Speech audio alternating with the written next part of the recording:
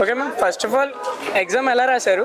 చాలా బాగా రాసామండి. Okay, exam నుంచి వచ్చిన క్వశ్చన్స్ అనేవి టఫ్గా ఉన్నాయా, కొంచెం పర్లేదా, ఎలా ఉన్నాయి? లేదు, జనరల్ గా చాలా బాగున్నాయండి. స్టూడెంట్స్ ఎవరైనా కనుక అడ్వకేట్స్ కోర్టుకి కనుక వెళ్తుంటే ఈ Okay. క్వశ్చన్స్ చాలా వరకు ఆన్సర్స్ చేసేయచ్చు. ఓకే, నెక్స్ట్ టైం ఎగ్జామ్ రాసే వాళ్ళందరూ కూడా మాక్సిమం రెగ్యులర్ గా కోర్టుకు వెళ్ళడానికి మాత్రం ప్రయత్నం చేయండి. Okay. ఎందుకంటే రెగ్యులర్ గా కోర్టుకి కనుక మనం వెళ్తే అక్కడ కొన్ని విషయాలు మనకు తెలుస్తాయి. అన్ని కూడా పేపర్ లో వచ్చినవి అవి ఒక్కటి కనుక తెలుసుకున్నా కూడా మనం పాస్ అయిపోతాము.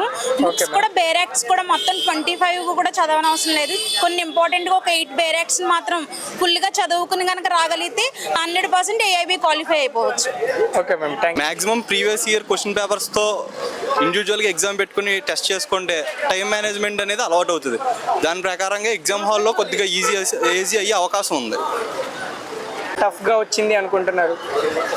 చెప్పాలి అంటే కేసులో ఏది ఇచ్చినా కొద్దిగా కష్టంగానే ఉంటుంది, ఎందుకంటే కేసులు ఎక్కువ ఉంటాయి కాబట్టి. అలా సిలబస్ బట్టి చెప్పలేం. ఏ సిలబస్ అయినా ఆ బుక్లో చాలా వరకు దొరుకుద్ది, కానీ కేసులో దొరకవు, అదే కొంచెం కష్టం. నా పేరు టి మధుకుమార్. ఈ ఎగ్జామ్ టఫ్ అంటే ప్రిపేర్ అవ్వకుండా వస్తే టఫ్గానే ఉంటుంది, కానీ జనరల్గా ప్రీవియస్ పేపర్స్ అన్నీ కూడా చూసుకుని జనరల్గా ప్రిపేర్ అయినా కూడా ఎగ్జామ్ బాగా కష్టపడిపోవాల్సిన అవసరం లేదు పాస్ అవ్వడానికి. అయితే అసలు ప్లానింగ్ అంటూ లేకుండా ఏమి ప్రిపేర్ అవ్వకుండా వస్తే మరి ఎగ్జామ్ టఫ్గానే ఉంటుంది. ప్రీవియస్ పేపర్లు బాగా ప్రిపేర్ అయ్యి సిలబస్ కొద్దిగా ప్రిపేర్ అయినా కూడా ఎగ్జామ్ పాస్ అవ్వడానికి ఈజీగా పాస్ అవ్వచ్చు.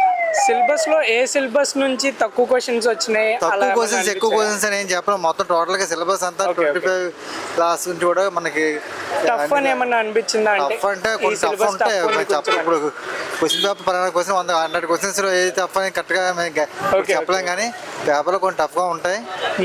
కానీ సజెషన్ అంటే ఇదే, మనం ప్రిపేర్ అవ్వడం ఒక ప్లానింగ్ గా కొంచెం కనీసం 2 months నుంచి ప్రిపేర్ అయితే ప్రీవియస్ పేపర్లు అవి ప్రిపేర్ అయ్యి సిలబస్ చూసుకుంటే పాస్ అవడానికి మటుకి కష్టమేం కాదు.